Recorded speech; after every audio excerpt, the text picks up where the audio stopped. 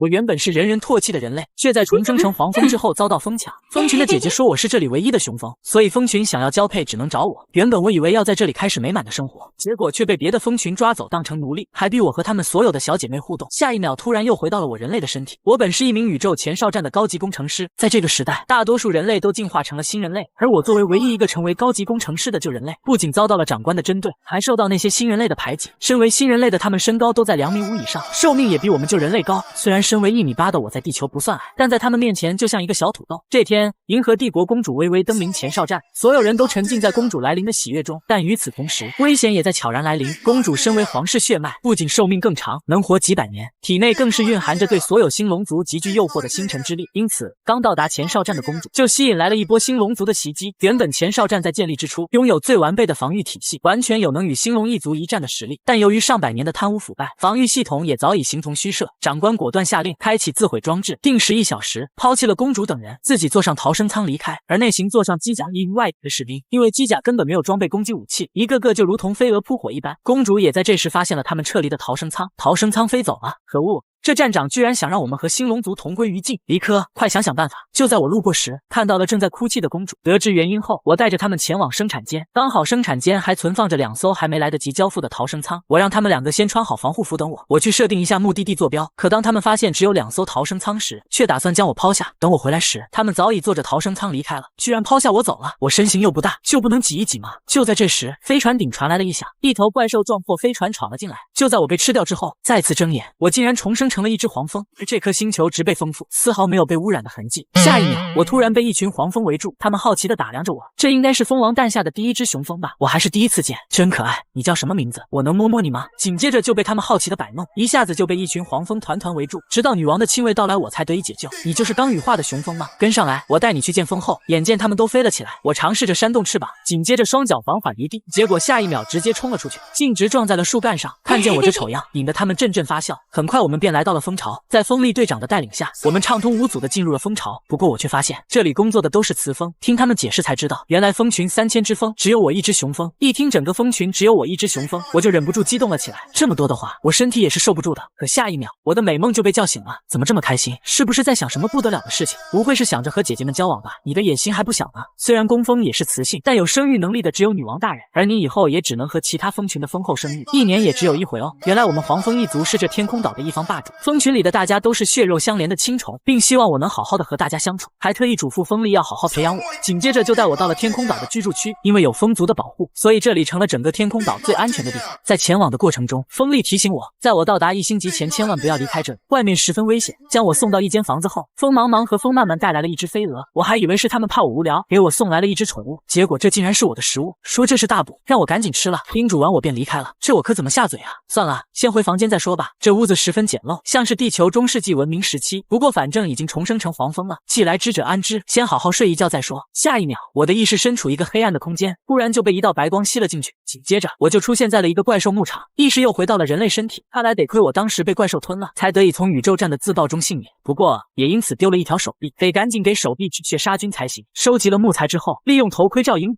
将绷带煮沸杀菌消毒，在没有药品的环境下，只能用高温将伤口烫平。这一下直接要了我半条命。突然，一只巨大的脚从天而降，是2头新龙族的怪兽。他们怎么会出现在这里？龙王这次伤得很重，需要吸取大量的血液。我们尽快找些新鲜尸体回去。只见他们挑选了一些怪兽尸体后，就准备驮着离开了。这也许是离开这里的好机会。我趁机躲在一头怪兽的嘴中，跟着他们离开了怪兽牧场。不过看到他们要去的地方时，我彻底慌了。这是来到了怪兽巢穴啊！老赑屃，材料都在这了，快去给大王熬制龙泉汤吧。紧接着那老赑屃就往我这边来了，幸好他老眼昏花，没看见我，得趁机赶紧溜走才行。跑了半天，终于躲到了一个安全的角落，结果抬头一看，竟然跑到了怪兽的脚下。是人类？这里怎么会有人类？好像好好吃的样子。他跑了，快追啊！下一秒，我就被一群怪兽追着跑。就在要被追上的前一秒，我突然想起了宇航服的安全气囊，打开之后，宇航服直接充满气骨成球。当怪兽踩中我时，我直接被弹了出去，径直飞向了老赑屃，掉进了他熬的龙泉汤里。他们刚想提醒老赑屃，但老赑屃已经走进了龙王的寝宫，他们则被门卫拦在了门口。这里是龙王的寝宫，怎么？你们想造反？不敢不敢。老赑屃的坛子里有人类，对，我们都看见了。结果门卫一掌拍下，直接嘎了一只怪兽，怒吼一声滚，直接将那些怪兽吓退。原来就在之前攻占宇宙战时，龙王为了得到星辰之力，不惜硬扛宇宙战的自爆，以至于现在身受重伤。而在他养伤的这段时间，也是最虚弱的时候，很容易被人夺走力量。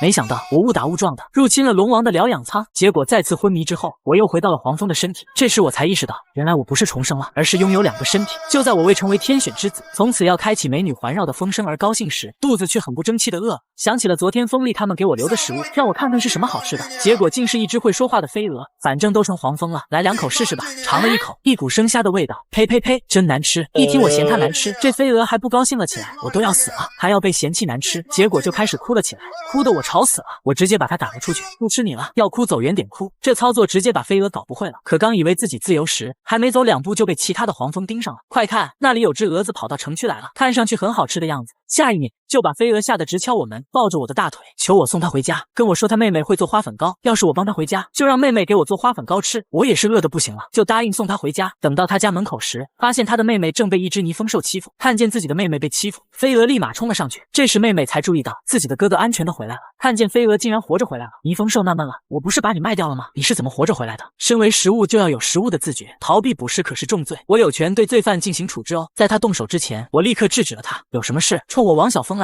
泥蜂一看是黄蜂族的，立马吓傻了，瞬间就跪地求饶，不知他是黄蜂大人的朋友，还请大人原谅。我自己都没想到他跪的竟然这么决绝。听飞蛾给我解释，我才知道原来我们黄蜂族是天空岛的支配者之一，在天空岛没有虫敢得罪黄蜂族，我这才知道原来我们黄蜂族这么牛。紧接着我便下令让泥蜂离开，并警告他飞蛾是我的朋友，以后不许欺负他。但离开的泥蜂看我身边并没有带着护卫，下一秒就起了歪心思。与此同时的天空岛居住区，风漫漫他们发现我并不在房间，风力从门口的脚印推断我可能偷溜到了城区外。此时的我正在享受着飞蛾妹妹制作的花粉糕，丝毫没有意识到危险正在悄然来临。下一秒泥蜂兽便又找了回来，身边多了一位1星级的天牛虫兽。你又回来做什么？奴家只不过想请黄蜂大人去我们泥蜂族的地盘坐坐，上吧。天牛虫把我们的黄蜂大人请回去。原本我还自信满满，想着怎么说我在地球也是1打10的好手，在面对他袭来的攻击时，我一个纵身躲开了，紧接着趁机给了他一拳，结果不论我怎么攻击，他都纹丝不动，就站在那任由我打。我疑惑地问道，你不疼吗？下一秒就被一巴掌抓住脑袋，一把拾了起来，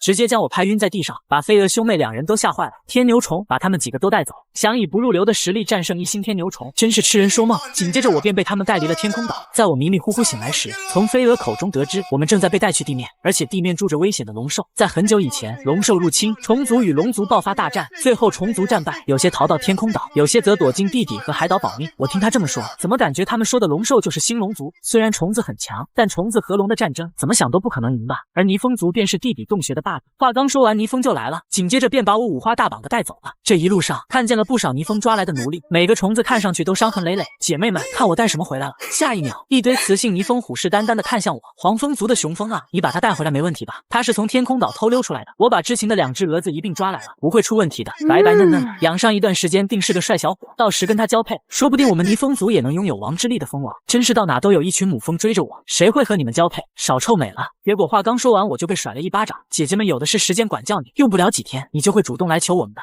此时正有2位虫族正观察着我的一举一动，这是绝佳的机会，要是能引来黄蜂族，那泥蜂族的末日就到了。只怕赶走了泥蜂，又要沦为黄蜂的奴隶。我理解你的顾虑，但就凭我们，根本撼动不了泥蜂的统治。这时泥蜂将我关在矿区的最底层，想要借此逼我乖乖就范，但我可不想倒贴着老阿姨，直接朝她做了个鬼脸嘲讽。她很气，但又不能对我动手，毕竟还要靠我延续种族。紧接着便打算关我几天，让我尝些苦头。突然小鹅跟月娥出现在我身后，没想到他们也被关在了这里，还有许多其他虫族。小鹅介绍道，这些都是地下矿区的居民，左边的毛虫叫毛毛，右边的叫臭春，这里的大家都很友好，也多亏了他们的照顾。此时的他们一看我是黄蜂，高兴的以为等黄蜂族来了，泥蜂就完蛋了。但我告诉他们，我其实是偷跑出来的，黄蜂族并不知道我被抓了，也就表示其他黄蜂应该是不会来的。我很抱歉帮不上什么忙，不过他们却并不在意，表示自己也只是发发牢骚，让我不要介意。这时枪甲从一旁走了出来，想让黄蜂族大军来也不是没办法，只要我们协助黄蜂大人逃出这里，便可以回到天空岛求救。下一秒，枪甲突然单膝下跪，恳求我能推翻泥蜂一族，解救他们脱离苦海。但我却心虚的表示我太弱了，不行的。可枪甲却十分坚定，吾等会舍命护送你离开。面对他如此坚定的决心，我更加心虚了，我真的能做到吗？此时小鹅突然叫醒了我，看着四周的虫族对我投来期盼的眼神，我决定为了他们拼一把。枪甲，告诉我该怎么做。在地下矿区出口处有泥蜂轮流把守，此时的花螳螂会在这里接应。枪甲打算以自身为饵，引开门口的守卫，然后让花螳螂带着我逃出去。不过这花螳螂的身姿还真是迷人啊。紧接着枪甲便开始了行动，洞口30头泥蜂，枪甲成功引经走了15头，而剩下的15头就由花螳螂解决。紧接着他便纵身一跃，出现在了泥蜂守卫的眼前。还没等守卫反应过来，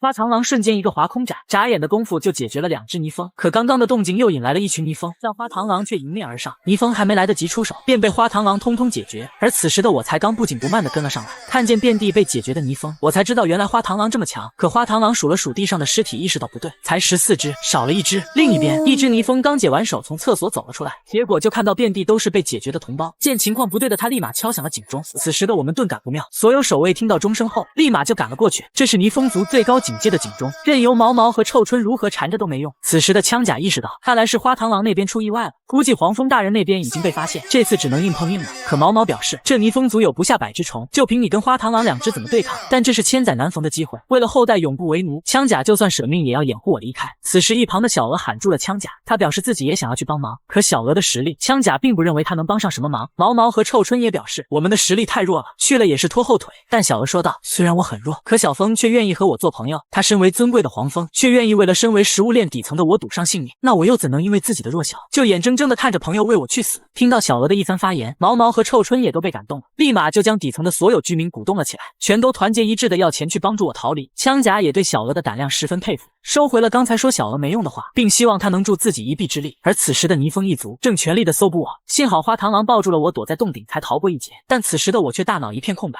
花螳螂落地后，发现我怎么晕乎乎的，我立马表示自己没事，紧接着就跟着他往洞口跑。可刚到洞口，泥蜂族却早已等在此处。钟声一响，我就知道你们这群臭虫在打什么主意，想带着小黄蜂逃离，让黄蜂一族来对付我们，是枪甲那家伙的主意吧？枪甲他不是叛徒。花螳螂立马否决，紧接着便让我躲在他的身后，独自抵挡泥蜂一族的攻势。面对泥蜂的那些喽喽，花螳螂应对的游刃有余。可紧接着天牛就出手了，花螳螂的快刀丝毫砍不动天牛的盔甲，直接被天牛撞飞。还没等花螳螂站稳，又是一套猛攻朝着花螳螂而来。花螳螂刚想一跃躲开，立马就被天牛抓住，一把将其摔在地上，接着便是朝着花螳螂一顿乱锤。此时身受重伤的花螳螂已经无力抵抗，而我在一星实力的天牛面前，就如同待宰的羔羊。枪甲培养的一星虫倒是有点本事，可惜你对上的是要突破2星的天牛虫。紧接着泥蜂便亮出自己的毒针，刺向身受重伤的花螳螂。为了制服你，可损失了我不少的姐妹们，把她送去育婴房，开膛破肚给宝宝们开个荤。入侵的食物一定能孕育出更强大的战士，并让天牛虫将我关进笼子单独看管。等族群的小姐妹和我交配完，就可以将我除掉。没想到蜂族唯一的雄蜂下场竟如此凄惨。就在此时，一位泥蜂族的守卫慌张来报，地下矿区的居民全都造反了，现在已经从甬道打上来了。还没等他们说完，洞口立马就被攻陷，枪甲带着底层居民攻了上来。黄蜂大人，我们来帮你了。没想到弱小的他们竟然也奋起反抗了，不过泥蜂和天牛丝毫不把他们放在眼里。姐妹们，这帮泥腿子不足为惧，都给我上！紧接着居民们便和泥蜂守卫打成一片。而在枪甲的2星实力面前，眼前的这些泥蜂小喽啰根本不堪一击，很快便打到了天牛虫的面前。你终于肯露面了，原泥蜂护卫队长枪甲大人。没想到看上去强大的天牛虫在枪甲面前竟显得如此的小巧。紧接着枪甲就对天牛虫嘲讽道，这么久了，你这个现任队长的实力竟还是1星，只靠抓捕小孩可无法升星哦。这句话成功的激怒了天牛虫，放下我就准备和枪甲决斗。我立马就找到花螳螂，准备带他一起逃走，但花螳螂的伤势太重，已经无法行动。小风，剩下的路只能靠你自己了。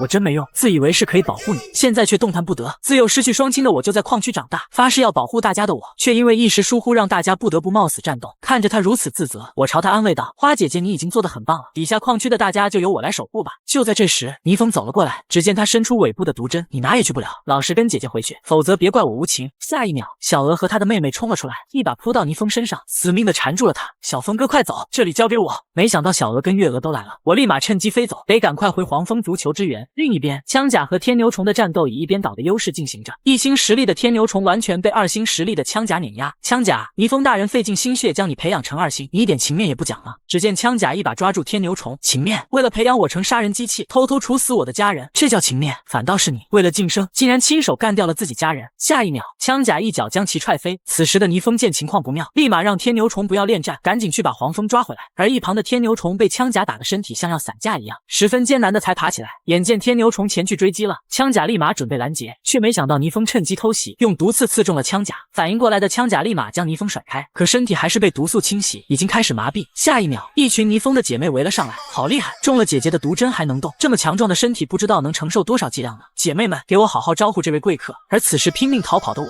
正在被天牛虫追击，没想到他这么快就追上来了。我灵活的一次次躲开他的抓捕，但他的速度太快，我根本甩不掉他。地上的花螳螂在为我担忧，小鹅和月娥也在为我加油，臭春和毛毛也在坚持着，他们豁出自己的性命给我争取的机会。我必须要逃回黄蜂族寻求支援。可在我逃跑的途中，天牛虫追了上来，一拳将我拦下。此时的我胸前亮起了一丝星光，但身受重伤，已经无力再跑。你已经跑不掉了，乖乖跟我回去吧。可此刻想起曾经的种种不甘，小时候我的梦想是成为英雄，以为只要考上王星大学就能驾驶机甲打怪兽。之后我如愿以偿的考上了梦想中的大学，全家人都为我感到高兴。本以为我精彩的人生就要开始，结果不久后地球就遭到怪兽大举入侵，父母花光了所有积蓄，为了让我能前往安全的王星生活。可花光积蓄的他们，要怎么在一个被怪兽破坏的家园生活？他们为了不让我担心，故作轻松的教训我，还给了我一本记事本，让我将上面的目标全部完成，否则就别回来见他。可我心里很清楚，他之所以给我定这些离谱的目标，其实就是为了让我留在王星，别回地球了。可我到了王星才知道，这里的人全都看不起地球人，我小时候梦想的地方，却当我是个笑话。让我在这里坚持下去的唯一动力就是爸妈的嘱托。直到我重生成了黄蜂，我遇到了那些底层居民，他们就像曾经的我，为了他们，也为了能再见到父母，我绝对不能在这里倒下。下一秒，我身体散发星光，突然出现的星光令天牛虫大感不妙，这小子竟然突破1星了。但就算这样，也无法战胜1星巅峰的我。可当我朝他袭去时，他感受到我身上竟然有星龙族的气息，因为他不知道的是，我此刻另一具身体正在星龙王的疗养舱内吸收他的力量，而拥有星龙族力量加持的我，一拳便将他击飞，瞬间就令他失去意识。此时地上的人发现坠落的天牛虫，不敢相信我竟然能击败天牛虫，小峰哥太厉害了，竟然能击败天牛虫，这真是奇迹。而此刻泥蜂族不敢置信地看着眼前的这一幕，意识到不对后，立刻叫蜂群的姐妹追了上来。此时的居民们看见天牛虫被击败，顿时士气大涨，将那些泥蜂守卫打得节节败退。此刻我自己都没意识到刚刚突然涌出的力量是怎么回事，可我来不及多想，那些泥蜂守卫又追了上来，眼见天空岛就在眼前，只要再坚持一会就安全了。此刻另一边的天空岛上，风力正带人四处寻找我，这小子能跑哪里去了？突然一名黄蜂守卫来报，有一群泥蜂正往天空岛方向飞来。泥蜂怎么在这个时候？全体集合，去看看他们要干什么。这时我已经被泥蜂族追上，小东西，你还真是给我惹了不少麻烦。眼看天空岛就在眼前，我不甘心就此停步，想要再次用出刚刚击败天牛虫的力量，可无论我怎么使劲都没办法再用出那股力量。泥蜂族头领一把将我抓住，此时一个守卫顿感不妙，因为黄蜂族已经赶到，将他们团团包围了。你就是泥蜂族头领，为什么会跟我们黄蜂族的雄蜂在一起？请解释一下吧。泥蜂首领见情况不妙，立马解释道，这都是误会，我们只是想招待一下这位黄蜂大人。我直接大喊救命，他们想绑架我给他们生孩子。下一秒，黄蜂族直接亮出武器，将他们带回天空岛。与此同时的地下矿区，居民们都被泥蜂族逮捕了，就连枪甲和花螳螂都被抓了起来。我好怕，要是被拿去喂幼虫怎么办？没事的，说了小峰会来救我们的。哥，你看那边。就在这时，他们发现空中有一群人正在接近，大家久等了，我带着援军回来了。看到我安全的叫来了援军，小鹅他们高兴的迎了上来。突然，小鹅发现我胸口沾了个东西，我试了试想把它扯下来，可就是纹丝不动。下一秒，一旁的毛毛惊呼一声：“你胸口的东西是王印！”这一句话顿时引起了周围人的注意。不过我还不知道王印是个什么东西。听小鹅解释，据说只有拥有王者资质的怪兽，在得到宇宙意志的认可后，胸前便会出现王印，有了王印便能获得宇宙意志的独特能力。没想到是这么厉害的东西，搞不好当时击败天牛虫就是因为这个。我仔细一想，好像蜂族首领的蜂后妈妈胸前也有类似的东西。可是黄蜂的世界里只有雌蜂才能成为蜂王，我一个雄蜂怎么会有王印呢？这时风力一把将我薅了起来，把我带回了天空岛。臭春，你说小蜂胸前的是王印吗？哪有虫兽突然长一个那么漂亮的疙瘩？十有八九是真的。紧接着想要当面感谢一下我的枪甲和花螳螂两人姗姗来迟。突然毛毛提出一个疑问，你说我们地下矿区要是有一个自己的王如何？毛毛一脸可怕的表情说道，不是泥蜂那样的，而是拥有王印货真价实的王。与此同时，我回到王宫后跟蜂王妈妈说了这些天的经历，而我胸前的印记也令风力十分好奇。在得到蜂后肯定的回答时，风力一脸不可置信，雄蜂怎么能做王呢？女王却十分高兴的表示，可能是小蜂天赋异禀，被宇宙的意志祝福了吧。这时我有个疑惑问女王，地下矿区的虫兽那么可怜，我们能不能接管地下矿区？女王解释道，天空岛建立之初，残暴的泥蜂王抵抗龙族有功，所以才分得地下矿区土地。由于蜂族之间互不干涉，所以我们也就只能睁一只眼闭一只眼。这一次如果不是他们有错在先，我们贸然出兵地下矿区，受到审判的就是我们黄蜂一族了。如今他们即将收到蜂族长老的审判，到时候地下矿区的归属也需要各族长老决定。那我有了王印，如果我能使用王印的力量，是不是就能庇护他们了？但女王觉得我现在羽翼未满，庇佑子民还太早了。就在这时，一个侍卫来报，蜂巢外有2个泥蜂族战士求见。泥蜂族在这个时候来是要做什么？等到了蜂巢外，竟然是枪甲和花螳螂泥蜂一族，尔等求见所为何事？枪甲表示自己是代表所有虫兽献上忠诚而来，希望小蜂大人能够统领矿区民众，众吾等愿誓死捍卫小风大人。我一脸震惊，大家是患难与共的伙伴，怎么能效忠于我呢？枪甲却十分坚定，但我表示现在的我还不行，我还需要学习掌握一些力量，请给我一段时间。见我已经给出了答复，女王便请枪甲和花螳螂离开了这里。枪甲也表示是自己太心急了，便离开了。回到地下矿区的枪甲将经过告诉了众人。毛毛听完说道：既然 A 计划失败了，那就只能实行 B 计划了。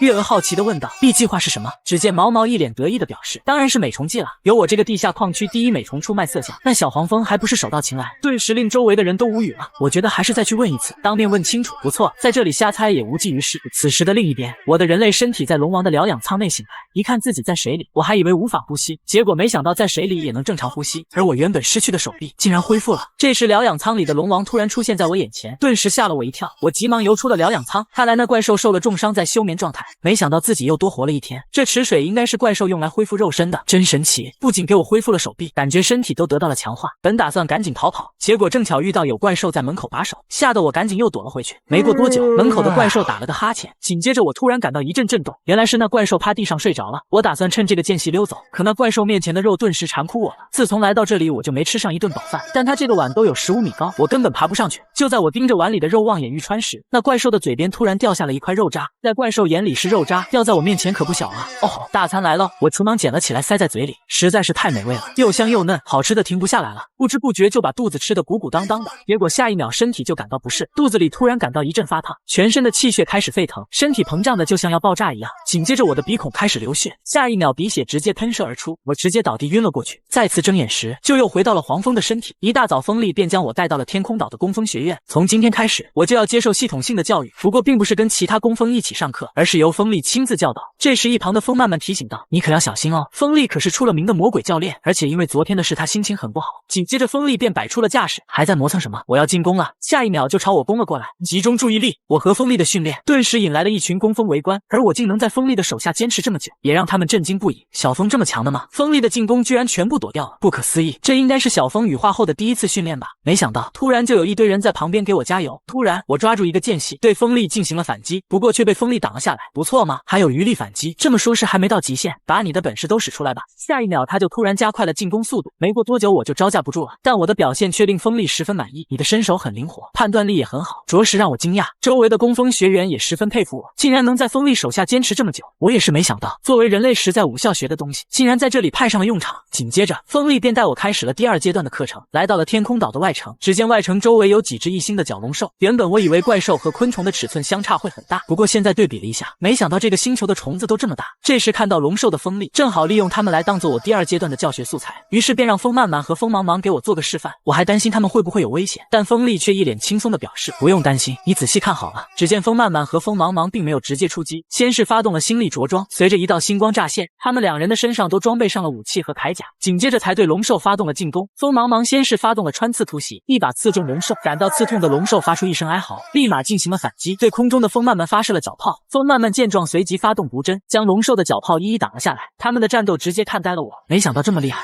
风力解释道，所有的虫族通过自己的修炼都只能到3星，但是只要效忠王力持有者，就能通过链接虫王发挥出超越自身数十倍的力量。而你的任务就是3天内掌握星装，并击败一头1星龙兽。经过风力1个月的特训，我彻底掌握了星装之力，并获得2项技能：空间支配，可以与感知范围内的任意对象交换位置；国王财富，能够使用任意一个子民的能力。只是这个状态我现在只能维持5分钟，不过只用1个月时间就掌握已经很不错了。完成今天的特训之后，风力便将我带去风族长老会。听说那些长老很想见见我这个拥有王力的雄蜂。到了王宫的议事厅，确实除了我之外全是雌蜂。蜂王妈妈让我跟他们打个招呼，你就是传说中拥有王印的小雄蜂吗？老身要是能年轻点，一定能跟你生出最棒的宝宝。这句话直接给我惊呆了。紧接着迎面走来一位蜂王，她是雄蜂族的女王，身边还跟着一位出生不久的小女孩小蜂，这是蜂族的另一大分支，雄蜂族的女王和继任者。只见她彬彬有礼的跟我们打招呼，微微见过黄蜂女王陛下。你好小蜂，我在族中常听别人提起你，我也礼貌的回应了一下她，不过她这名字我怎么听着有点耳熟。两位蜂族女王也在相互打了个招呼后，便让我带着微微去四处逛逛，然后我便带着微微去后花园玩。等我们离开后，雄蜂女王才露出一脸憔悴，原来她在之前与龙兽的大战时身受重伤，现在已经时日无多了，只希望微微能在她倒下之前成长为合格的继任者。紧接着各位长老便商讨好了如何处罚泥蜂一族，我只是一时糊涂，还请两位女王能够从轻发落。泥蜂一族罪不可赦，即日起将被永久驱逐天空岛的范围之外。听到如此严重的处罚，泥蜂族长不敢置信，自己只是绑架了一只小雄蜂而已。小雄蜂？你绑架的可是天空岛未来的第3位王者。听到这话的泥蜂瘫坐原地，那个雄蜂怎么可能是新王？雄蜂怎么可能做王？一定是哪里搞错了。此时的王宫后花园，我正带着微微欣赏这里好看的花，紧接着我摘了一朵花给他，他接过花，还以为我是要跟他表白，结果我只是跟他说这是红面包花，很好吃，让他尝尝看。小鬼，跟我玩欲擒故纵是吧？我看他一脸不满的表情，还以为他这是生气了。接着他便提出要玩游戏，可就在这时，城门外来人要见我，是小娥他们。对不起，微微公主，他们是我朋友，我能适配一会吗？紧接着我便去找他们了，把王族继承者的我抛下，去招呼几个平民。真是奇怪的家伙。女王在处罚完泥蜂族之后，我便找了过来。封后陛下，我是来向您辞行的。辞行？你是怎么了？又是叫我封后陛下，又是辞行的。我想离开这里，建立一片自己的领地。你真的想好了吗？见我决定十分坚决，蜂王妈妈一把将我抱了起来。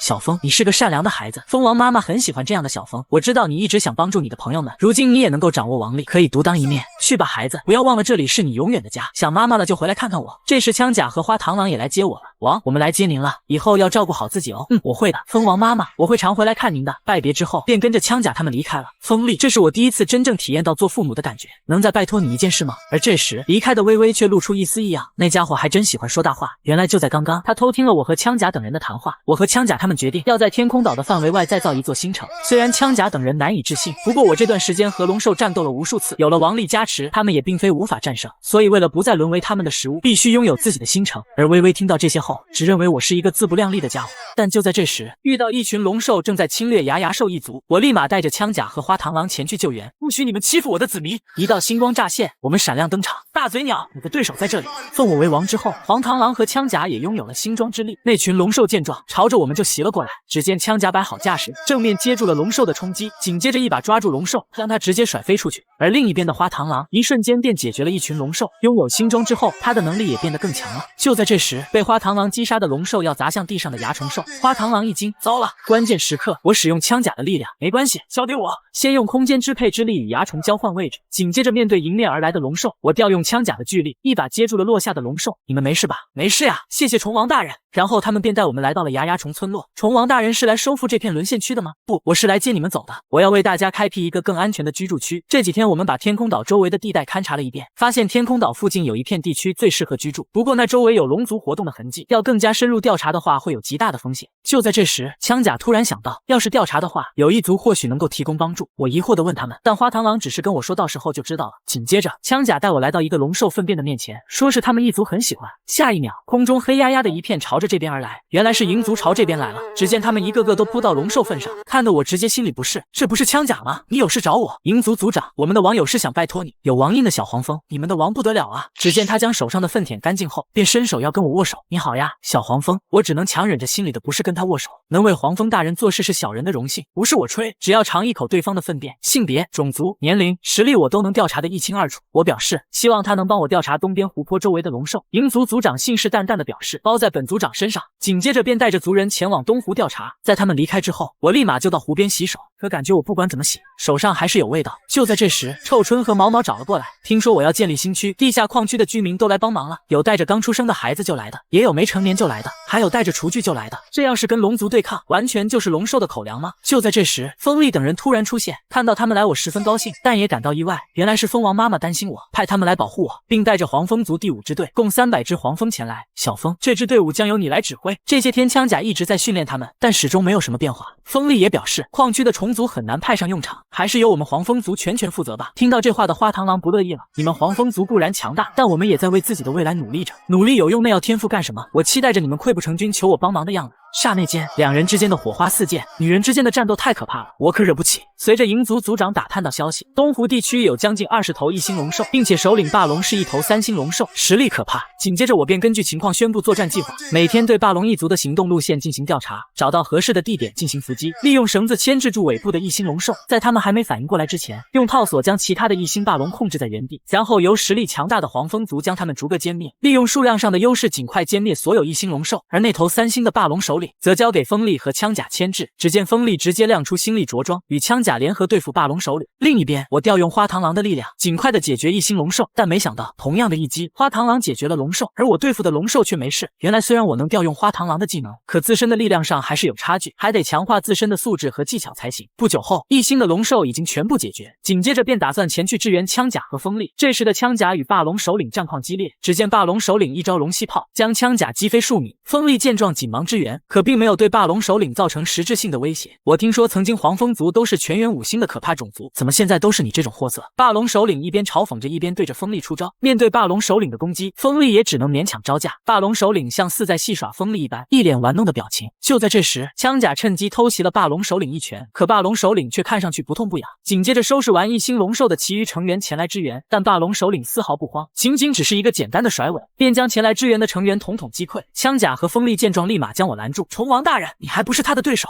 霸龙首领一脸嚣张的表情。别急，收拾完他们2个就轮到你了。没想到枪甲和风力联手都打不过3星龙兽，再这样下去迟早要输。枪甲是肉盾型战士，适合正面作战，风力则是攻守兼备型，没有明显的短板。问题在于他们几乎没有配合，若是加上擅长攻速的花螳螂和远程支援的风漫漫，以及擅长突袭的风茫茫，大家配合起来，局面一定能大大改善。我立刻喊住他们，我有办法打败3星霸龙了，我们需要根据自己的优势配合作战。紧接着我开启枪甲模式，只要每个人都发挥自己最突出的能力，那么叠加起来，我们就是无敌的。枪甲作为肉盾，在前面抵挡住龙兽的攻击，不过龙兽的力量确实强大，枪甲支撑的也十分吃力。再由风力配合枪甲干扰霸龙行动，风漫漫用毒针麻痹霸龙，紧接着风茫茫和花螳螂利用速度优势突袭霸龙要害，但霸龙根本不放眼里，直接将枪甲压制住。风力见状立马支援，一招斩击朝着霸龙袭去，将霸龙从枪甲身上击退。紧接着风漫漫对霸龙发出毒针，风茫茫随后一击突刺，这招配合的十分奏效，可还是没能击败霸龙。3星龙兽果然强大，不过联合作战也让霸龙消耗了不少体力，让他不敢掉以轻心了。就在这时，花螳螂趁机偷袭，霸龙结结实实的吃了一招划空斩，但也只是让霸龙受了一些皮外伤。霸龙一怒之下，一掌拍向花螳螂，我立马用空间转换技能和花螳螂交换位置，用枪甲形态硬扛了霸龙的一击，成功的救下了花螳螂。紧接着霸龙又使出龙息，朝着空中的风漫漫袭去。就在风漫漫要被击中的瞬间，我再次使用空间转换和他交换位置，自己又是硬扛了霸龙的一招，结果浑身被烤得焦黑。可没等我休息一下，风漫漫又朝我求救，结果又是我硬扛下伤害。不过风茫茫，刚刚那一击你明明躲得开吧？哎呀，虫家也想感受一下被保护的感觉吗？合着当我是肉盾是吧？这时霸龙见状不妙，想要逃跑，哪冒出来个皮糙肉厚的小怪物，自己扛下我所有的攻击，再这样下去早晚被他们磨死。花螳螂见状立马拦住了他，下一秒霸龙就撑不住了，立马就向我们求饶，东湖的地盘我不要了，只要你们放过我，我保证今后永不招惹虫兽。不要相信他的鬼话，龙兽的报复心极强，一鼓作气干掉他。紧接着枪甲一把制住霸龙，直接将霸龙丢了出去。风力和风茫茫一招合击，终于将霸龙击败。太好了，我们赢了，以零伤全灭3星龙兽群，这在黄蜂与龙兽的战争史中也是绝无仅有。如此优秀的洞察力，这真的是一个羽化不久的黄蜂能具备的吗？哼，轻轻松松，一切都在我的计算中。小冯好厉害，轻松解决3星龙兽，怎么不理我了？哎呀，虫家知道错了，就原谅我吗？将东湖拿下后，我便让矿区的居民们来选住址。从今天开始，这里就是我们安居乐业的地方了。这是天空岛范围外的第一块虫族领地，大家可以随意挑选一块土地建造新家。下一秒，众人就纷纷去抢土地了。快跑快跑，跑慢了好地方就要被选走了。这一个个的完全不顾我的死活呀！另一边，在星龙族的巢穴内，我隔一段时间都会回到人类的身体，每天偷偷食用星龙族的食物。这段时间食用他们的食物，让我的身体素质提升不少，真是收获满满啊！而且不仅如此，我还发现了他们的另一块宝地，这里堆积着大量的科技残骸，而且还有不少能用的零件。突然，一道声音传入我耳边，走近一看，居然是之前那个帝国公主微微。公主一听有人来了，立马求救：“喂，人类，我是银河帝国第133位公主微微，我现在命令你救我出去，我可以给你50万星币作为报酬。”一看是他，我顿时无语了。刚刚还哭哭啼啼，一看有人来就换了副嘴脸，想都不想的就转身离开了。我看了看之前爸妈给我的任务，交到100个朋友和1000平的大房子都完成了，没想到之前遥不可及的任务，在虫兽世界里轻而易举的就完成了2个。不过剩下的2个任务就难办了，总不能娶一个虫兽回家见父母吧？这时我脑海里出现一个恶魔说道：“女人的话，这里不就有一个现成的那个公主吗？不行不行，当初我好心救她，她直接弃我而去，这么歹毒的女人绝对不行。再说了，她有几千年的寿命，等我嘎了她，不得天天给我戴绿帽子？你仔细想想，万一她当时是有什么隐情才抛弃你，你因为误会见死不就忍心吗？再说这龙穴里就你们2个人类，你救了她，就算不想发生什么，那她呢？”我想了想恶魔说的话，好像说的也对。紧接着我便找了根绳子去救她。喂，快抓住绳子，我我拉你上来。微微一上来就开始道歉，对不起，刚才是我不懂事，不用说了，把手给我。结果当微微抬头看了一眼后，顿时就被吓了一跳，差点又摔回到坑里，还好我一把拉住了他，抓紧了，我拉你上来，龙兽都在休息，不要发出声音。紧接着我便给了他点吃的，他直接狼吞虎咽的吃了起来，来喝口水，别噎着了。微微说了声谢谢后，立马接过水就大口的喝了起来，看样子他在这没少受罪。我好奇的问他，为什么那些龙兽会把你圈养在这里？可他却支支吾吾的不愿说，我便也不多问了。接着我就去再给他拿点甜品吃。这时他因为之前将我抛弃，现在还能救他的事而感到内疚，紧接着便脱下自己的上衣。我见状立刻就捂住了眼睛，喂，你要干什么？虽然我是有这个计划，但进度也太快了吧。只见他胸口露出一个印记，说道，这是我的王族印记，拥有这个印记便有资格继承银河帝国。原来他是要给我看王族印记啊，我没想到人类居然也有印记。他解释道，怪兽吃掉拥有王族印记的人类实力会大幅增强，所以当时吸引来了许多怪兽来攻打前哨站，自己当时因为太害怕了才会抛下你逃跑，逃离后才意识到自己犯下大错，我愿意为你做任何事，希望你能够原谅我。我听完立马就将他的衣服拉了起来，好了好了，我知道了，不过真的做什么都可以吗？微微毫不犹豫地答应道，是的，只要能带我活着出去，你想要什么都是本公主一句话的事。我知道了，我会尽全力保护你的。紧接着我拿出一份沙冰给他，吃甜品吧，这可是我的得意之作。微微疑惑道，你哪来的冰块？我指了指一旁的冰箱，附近恰好有个谢凯坟场，我就找了点零件做了些家用电器。微微听完立刻激动道，就是这个，快带我去，说不定我们有机会离开这里。紧接着我便带他来到了谢凯的坟场，眼前的这些都是5星级以上的谢凯，虽然全都残破不堪，但是应该能凑一台逃离这里的谢凯。然后就激动地跟我说，小峰，我们用这些零件做一台新的谢凯吧。我立马就转身离开，开什么玩笑，这些零件少说都要几千斤，我又不是怪兽，拿什么搬运？原本我的黄蜂身体受了伤，我尝试使用空间支配和人类身体交换，没想到竟然成功了。对比人类身体，虫兽世界就像是巨人国一样。也恰好这时候小娥前来照看我，就碰巧被他发现了。他好奇地将我带到妹妹面前，像玩偶一样摆弄我的人类身体。而此时的另一边，我们的虫族又加入3名成员，但他们却并不服气枪甲，主动来找枪甲等人挑衅，你们连虫王都保护不好，趁早交给我们来照看的好。不错，虫王还是交由我等来照看更为稳妥。既然几位执意阻止，那便只能得罪了。下一秒，枪甲和花螳螂便准备迎战。只见青赤以极快的速度绕到花螳螂身后，紧接着使出金属翼攻击花螳螂，花螳螂也立刻亮出螳螂刀接招。而另一边，象甲朝着枪甲而去，脸上的钻头急速的旋转起来，但却被枪甲一只手就抵挡了下来。毕竟1星的实力在2星的枪甲面前，还是有着无法逾越的鸿沟。不过这招还是有点实力的，竟让枪甲的手上磨破了点皮。就在这时，枪甲手上的血液竟然被吸走了，原来是彩纹，有着吸血和闪现的技能。吸完血却表示实在难喝，还是龙兽的血要好喝得多。而一旁的栈道上，风力和风茫茫等人却看得不亦乐乎。此时的另一边，我好不容易和小娥解释清楚情况，她也相信了我就是小峰本人，只是为什么变成人类的身体不知道怎么解释，毕竟总不能说我本来就是这个样子吧。恰好小娥带着我来到了枪甲他们争斗的现场，我们跟臭春他们询问了情况，才知道他们是因为我发生了争斗，不过再打下去可能要出事，我得赶紧阻止他们。紧接着就赶紧睡了过去，意识再次回到了黄蜂的身体。原本受伤的身体在龙兽的池水里泡了一会之后，就已经恢复的差不多了，而且心力也补满了，差不多可以回去了。接着我再次使用空间支配，回到了虫兽世界。我以虫王的身份命令你们立即停止同类相残。那3名新加入的成员见我出现，立即停止了手中的动作，紧接着便恭恭敬敬的来到我面前拜见我。这我才知道，原来他们3个是听说了我的事迹来投靠我的。不过我却很好奇，他们是从哪听说的？结果他们就拿出一张传单，上面写着我为灭尽龙兽，夺回虫族故土，现在广招贤士。可是我并没有发过这样的传单啊。接着便转身问毛毛和臭春知不知道这件事，他们还支支吾吾的想要隐瞒。结果下一秒就有人来报信，说是传单发完了，问毛毛还要不要再印一些，直接就将他们2个暴露了。而且不止传单，他们竟然雕刻了我的雕像。见事情败露，2人灰溜溜的就跑了。我也是对这2个家伙无语了。在多年前，花螳螂的父母死在龙兽的入侵时，幸好当时受到枪甲的救助，他们已经死了。我们要尽快离开这里，但父母的死亡历历在目，导致花螳螂现在经常做噩梦，又是这个梦。不过现在在我的领导下，矿区的居民生活也得到改善。由于之前与3星龙兽的一战，现在我们一族的名声越来越大。今天又来了一群虫兽投靠我们，而我来者不拒，都会妥善安排。不过越来越多的虫兽来投靠我们，也就说明前线的战事越来越激烈了。虫兽每5年就会招募2星以上虫兽前往前线对抗龙兽，并有5位虫王镇守，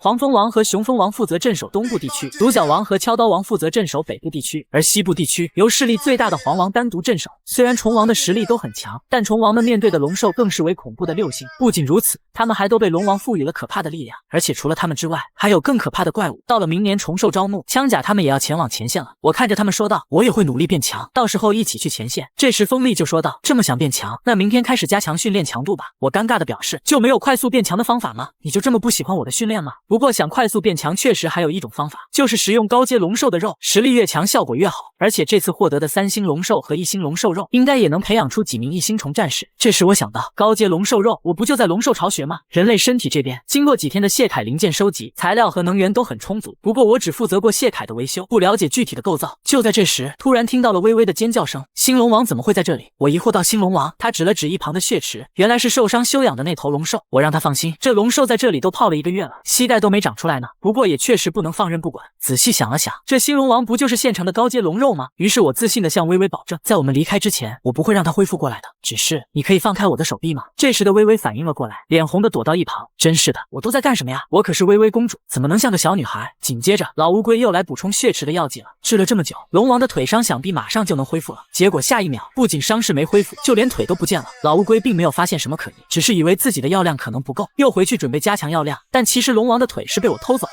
不知道这个龙王到底有几星，只能先尝一块试试了。可是就在我吞下一口龙肉后，身体顿时感到不适，一道星光在我房间炸开。这时听到动静的小鹅两人赶了过来。小峰哥，出什么事了吗？我没事，抱歉，把这里弄得一团乱。升到2星后，我就连体型都发生了变化，而我1个月就升了2星的速度，也是令小鹅震惊不已。此时风漫漫等人正巧在森林边缘发现了一个受伤的雄蜂。据这个雄蜂战士来报，4龙将之一的涛盛率领大军突破峡谷，第一道防线已经失守。风力等人都被这个噩耗震惊，情况紧急，他立刻就派兵通知女王，并让居民做好随时撤退的准备。灰岩峡谷本是虫族最强防线，但由于雄蜂女王曾受重伤，导致战士新装时间缩短，实力大减。就在这时，我否决了风力的撤离指令。我们好不容易夺回的土地，为什么要放弃？要是就这么放弃，那些投奔过来的虫兽又有什么理由跟随我？虽然很不甘，但是面对3星龙兽大军，我们根本没有抵抗之力。毛毛他们也表示，反正大家都习惯了，等龙兽走后再回来就是了。但我坚决不走，我不允许龙兽肆意破坏我们的家园。风力只觉得我这是在任性。我也知道正规的龙兽大军跟之前面对的完全不一样，可该从这片土地离开的是他们。于是我便下令，让毛毛他们将有战斗意愿的虫兽都召集起来。小鹅、月鹅，你们不是想知道我为什么1个月能连升2星吗？跟我走，我来告诉你们答案。紧接着我便将我得到的龙王肉炖汤分发给了底下的虫兽。风力等人不理解为什么要搞这么多肉汤，而且这里的虫兽无论是数量还是等级都无法和涛盛大军相提并论。就在他边觉得我是被之前的胜利冲昏头脑，边吃下手中的肉汤时，身体突然感受到一股能量。而此刻所有的虫兽都向我看齐。诸位请听我说，我相信大家已经受够了颠沛流离的生活，也受够了自己的同胞被龙兽肆意屠杀。这片土地下沉睡的是我们的祖先，我们才是这里的主人。我会把入侵这里的龙兽全部赶走。现在愿意跟我走的就把这肉汤喝下，我们共赴沙场。就在所有人都跟着喝下肉汤后，身体突然感到一阵能量，臭春镜直接升到1星，而在场的所有人也都提升了1星，枪甲更是直接从2星升到了3星，风力等人也是如此，原本1星等级的也直接升到了2星。所有人瞬间士气大涨，全都朝着龙族大军进发。可所有人都是飞着前往，却留下了不会飞的毛毛在原地。可恶，我要是也会飞就好了。我率领虫族战士前往支援，但照现在的行军速度，等赶到时村落都被毁了。我立马询问了青赤他们拥有什么能力。此刻的峡谷村落正被龙族大肆入侵，一只虫族居民跪倒在龙兽面前，恳求龙兽能放过自己的妻女，但龙兽却表示，你一个人只能换走1个，你决定想要留哪一个吧。就在虫族居民纠结之际，龙兽却替他做了决定，今天我不太饿，就先吃小的吧。在这关键时刻，我调用了青赤的神速能力赶来，紧接着切换枪甲模式，一拳轰飞龙兽，并救下了掉落的虫族居民。幸好赶上了，这里有我对付，你们赶快离开。这时反应过来的龙兽缓缓起身，是哪个不长眼的？我气势汹汹地质问他们，为什么要毁了这个村子？你们现在可以死了，就凭你。区区一只2星虫，你好像搞错了，是我们。当龙兽大军看向天空时，无数如流星一般的光芒蜂拥而至，所有战士都开启了新装模式。龙兽头领没料到竟然还有一支虫族大军，但也丝毫不放在眼里，立刻便下令将他们通通杀光。两军大战一触即发，5200头虫军对战870头龙军，而风力和枪甲见状立刻将我护在身后。可此时的我已经不是从前懦弱的我，纵身一跃便投入了战斗。虽然我们虫族有着数量上的优势，但龙兽的实力却更加强大。只见3头3星龙兽将风力和枪甲围住，可恶！偏偏在这个时候，另一边我调用了青赤和花螳螂2人的能力，神速配上快刀，如同收割机一般，所过之处片甲不留。没想到能力的结合能发挥出意想不到的效果，就叫这割草机模式好了。就在我大意之际，龙兽头领突然出现在我身后，一道雷电之力结结实实的击中我。你就是虫军心力的来源吧？杀了你！这只虫军自会崩溃。这是一头3星龙兽，天狗龙，而且他已经掌握了雷电之力，看来是3星巅峰，即将进入4星。只见他一脸玩味的看着我，小子，心力元素化可是即将4星的标志，你小子受死吧！紧接着便再次朝我袭来，幸好我躲闪得快。龙兽头领见这招没能命中我，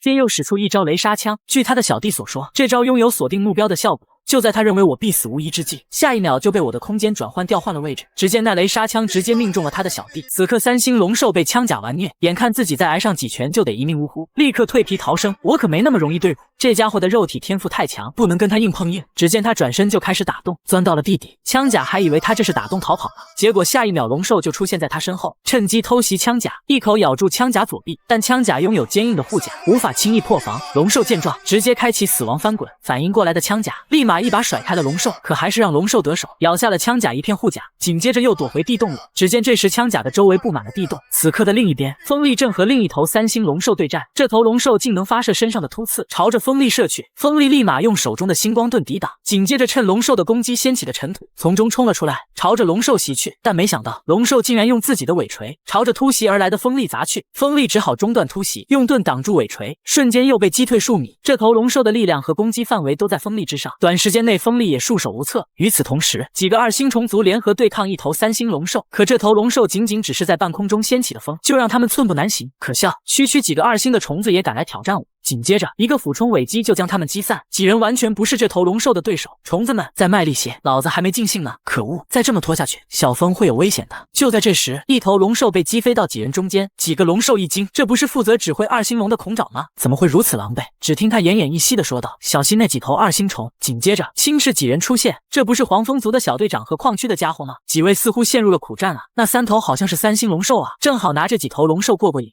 几个二星虫族也顿时提起兴致，小妹，哥哥们今天就让你尝尝三星龙兽血的滋味。见几人直接冲了上去，锋利立马提醒让他们小心，但一旁的彩文却让锋利放心，表示我们可是对付龙兽的专家。这时青赤对上了空中的龙兽，那头龙兽再次使出了赤风，可对青赤而言，这点风根本不足挂齿。紧接着一刀刺向了龙兽，虽然成功命中，但对龙兽而言，这点伤根本不足挂齿。不过青赤却表示，这点伤已经足够了。只见这时龙兽的血液不停的流失，原来是彩文控住了这些血液，并用这些龙兽的血液制作出了奇怪的东西。紧接着他将这些血液附着在了锋利等人的武器上，下一秒锋利等人的武器都被染成红色，原来这是彩文的新装能力血能够附着在武器上，加速伤口血液的流失，这样就算不是受到致命伤，也能令龙兽渐渐死亡。反应过来的龙兽立刻下令先解决掉彩文，彩文立马就表示自己只是个辅助类，不善战斗，直接躲到了后方。这时锋利面对刚刚吃力的龙兽，丢下盾牌后决定不再防御，而是全力进攻。只见他转换成进攻形态，赌上黄蜂一族的荣誉，觉悟吧龙兽。下一秒龙兽再次使用尾锤朝他袭来，锋利一个闪身躲避，跃到了龙兽的头顶。这时龙兽立马使出剑炮招架，而锋利十分轻易的就利用长枪避开，丢下盾牌后他的速度提升了不少，直接一刀劈中了龙兽。紧接着龙兽便倒在地上，锋利立马又补上几刀，之后便将这头龙兽留给彩文处理，自己准备前来支援。彩文见状立刻就用控血术将龙兽的血液都吸出来，此刻的龙兽却拿他毫无办法，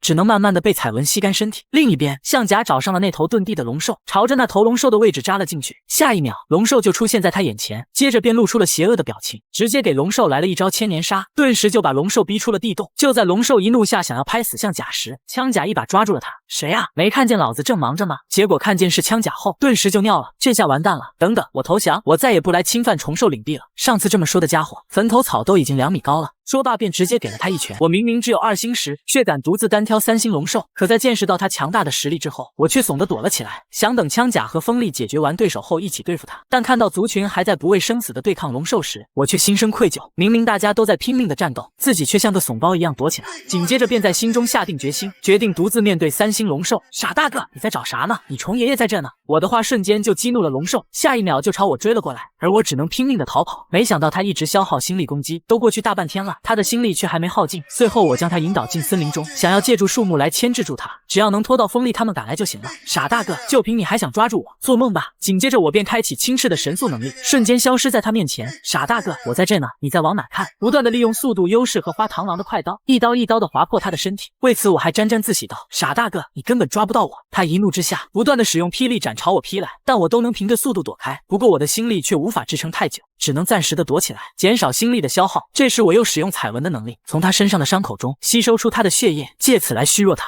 就在他四处寻找我的同时，感觉到自己的身体越来越疲惫，这时他才意识到自己的血液正在不断流失，下一秒就顺着血液流失的方向找到了我躲藏的地方，紧接着便朝着我袭来。但此刻我已经来不及切换模式了，只见他一掌朝我劈来之时，再次发动了他的雷霆之力。此时的我已经没有办法躲开，结结实实的被他的雷霆之力命中，瞬间就被击飞数米。小子，老龙不发威，真当我是病虫仇吗？你这是在自寻死路！此刻被雷霆之力击中后，浑身都被麻痹，身体已经完全动不了，只能瘫坐在地。这时他一把将我抓了起来，终于抓住你了，你这只老鼠小子，到此为止了，和这个世界说再见吧。就在我以为要到此为止了，2星输给3星也是理所当然，心想着这段时间和伙伴们的日子已经很开心了。结果他这时心力耗尽，已经无法再使用心力攻击，看来是天不让我亡呀。紧接着便立马开启枪甲模式，挣脱了他的束缚，然后又使用枪甲的巨大化能力。只见龙兽不甘示弱的再次朝我袭来，就在这拳砸向我的瞬间，我一手就将他擒住了。结果意外的发现他的拳头竟然毫无力量，我还以为这只是我的错觉，但就在他袭来的第2拳后，我才知道那不是我的错觉。可是这时龙兽还在叫嚣道：“能挡住我2爪，挺有实力的嘛。”我心想，枪甲模式不至于让我与3星龙兽的实力有如此大的差距，看来是这头龙兽不擅长肉搏。见被我戳中后，龙兽慌张的掩饰道：“我只是轻敌罢了。”不过看他那慌张的模样，看样子是被我猜对了。紧接着便自信满满的朝他攻了过去，直接一招乌鸦坐飞机给他按在地上锤，接着再是一招老鼠偷奶酪击中他要害，再是一招老太太钻被窝直接将他击飞，肉搏战直接被我完虐。这时他还在叫嚣着：“等我恢复心力，一定让你生不如死。”不过我怎么可能给他这个机会？这种暴揍3星龙兽的感觉实在太爽了。他不甘心的还在尝试使用心力，但还是没能恢复心力。片刻后就把他勒得一命呜呼了。没想到真的赢了3星龙兽，随行的手工恶龙以及剑背甲龙都被一一击败，仅剩一头丰盛龙顽强抵抗。只见丰盛龙瞬间暴起，朝着青赤急速下坠，一脚将他踩在脚底，嚣张的怒斥道：“区区2星虫也敢挑衅我！”花螳螂见情况不妙，立马召集黄蜂族帮忙。当黄蜂族就连丰盛龙的蜂场都无法突破，花螳螂这时说道：“那龙的注意力并不在我们身上，蜂场比之前弱了不少，放手一搏，我们或许有机会突入进去。想突破蜂场，必须利用刀，展出更强劲的气旋抵消蜂场的强风。来合作吧，乘着我的刀锋，我会将你送入蜂场之内。”风茫茫和花螳螂相视一笑，相当大胆的策略。好，来试试看吧。紧接着风茫茫便落在花螳螂的双刀上，随即花螳螂便展开架势，准备好了吗？一声令下，花螳螂一招划空十字斩将风茫茫一并劈出。随着花螳螂的气旋，风茫茫成功穿过丰盛龙的蜂场，接着便立刻使出急速突进，成功命中丰盛龙。同时丰盛龙身边的蜂场随即消失，见蜂场消失，花螳螂等人立刻支援上去，在众人的围剿下，丰盛龙也被成功击败，倒在了他们脚下。这时风力才反应过来，小风找到了吗？好像有虫兽目击到小风被一头3星龙兽追入了森林。听到3星龙兽的风力一惊，这时枪甲说道：“身上的星装还维持着，至少证明小风还活着。”紧接着便立刻派出了矿区的虫兽寻找。此时一旁醒来的龙兽叫嚣道：“那个小风想必现在已经生不如死了吧？头可是我们中最强的，即便你们全员一起也未必是他的对手。头在杀死猎物前喜欢戏耍猎物，等头玩腻了，回过神来便是你们的死期。”就在这时，一道身影在夕阳的映照下缓缓靠近，这似乎是一头龙兽的身影。还没等风力等人反应过来，那头龙兽就立刻喊道：“那是头，你们的死期到了！”听到这的风力眉头一皱，立马全员进入备战状态。这时我抬着龙兽的尸体疑惑道：“怎么了？大家战斗已经结束了吗？这么紧张干什么？”看到我出现的众人顿时松了一口气。这时风力问道：“3星龙兽呢？”我直接将那尸体丢在他们面前说道：“他就是了。”风力不可置信地看着我：“你击败了3星龙兽，就你一个人？”我轻描淡写地说道：“我也没想击杀他的，本来只想拖住他，等你们腾出手再一起来对付他。结果他自己就把心力耗光了，然后我就把他击败了。”听我说的这么轻而易举，手工恶龙也是无语了，这不可能，仅仅一头2星虫就把头击杀了，连老大都栽了，那我们几个岂不是死定了？紧接着风力对着那些龙兽说道：“行进路线、兵力都说出来，砍去一只，留你们一命。休想！我等誓死不从。”不错，我等龙族绝不会向虫兽低头，要杀要剐悉听尊便。但手工恶龙可不这么想。什么意思？你们想死干嘛把我算上呀？我愿意吐露情报，只求几位虫兽大人能留我一命。可此时风力却觉得不对劲，这龙兽之前多次恶言相向，现在反水必然有诈。手工恶龙见状，立马求饶道：“误会，天大的误会！”他身后的龙兽一口一个叛徒大骂着，不过手工恶龙根本不在意。你们看，我和这2个蠢货不一样，小的只是认清形势罢了。几位大人想知道什么尽管问，小的一定知无不言。但其实此时他心里想着，只要等自己恢复体力，逃离这里轻轻松松，只要把这里发现新生虫王的消息带回去，不仅无过还能立功。不过他的这些小九九我还能不清楚吗？我直接让彩文抽他的血，让他没有逃跑的体力。手工恶龙听完，人直接傻了。在这次和龙兽军团大战后，我们虫族损失惨重，有318位居民在这次战争中阵亡。不过有了这次经历，活下来的虫兽将会成为强大的军队。但虽然赢了，我还是不太开心。如果我要是不参加这场战斗的话，他们可能都不用死了。这时枪甲对我开导道：“那样只会回到过去，有限的空岛无法养育过多的虫兽，繁重的税会夺取每一个因老去重病体弱而无法劳作虫兽的生命。是您给了我们另一个选择，这是大家自己选择的路。虫王您不必自责，